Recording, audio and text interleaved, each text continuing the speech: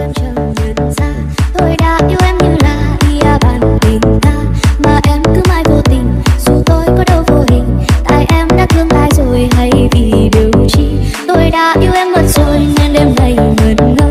Tôi lỡ say trong một thời ngay khi nằm ngủ mơ.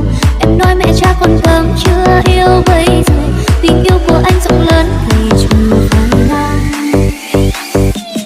Tôi về để tìm chuyện làm ác, chờ ngày sau khi duyên thắm tơ hờ.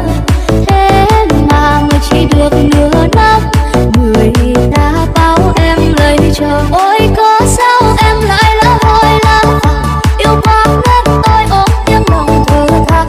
Nếu chẳng thương tôi cứ nói ngay đi rồi, trong môi thơ vương tôi biết buồn mà. Áo gấm sẽ hoa đưa em qua với người, câu hứa khi xưa thôi chỉ bỏ làm người. Chúc phúc cho em êm ấm bên chân tình, hai chữ yêu đương tôi giữ cho riêng mình. Ta ở bên nhau những năm tháng nhọc nhằn, you make me feel like I got everything. Dù mai có ra sao ta vẫn sẽ tự hào vì đã luôn bên nhau. We do everything. Đưa tay đây nào, mai bên nhau bạn nhớ. Còn ngoài thế giới chỉ đau đớn dày ở trong tim con nên thức dậy. Mai bên nhau bạn nhớ.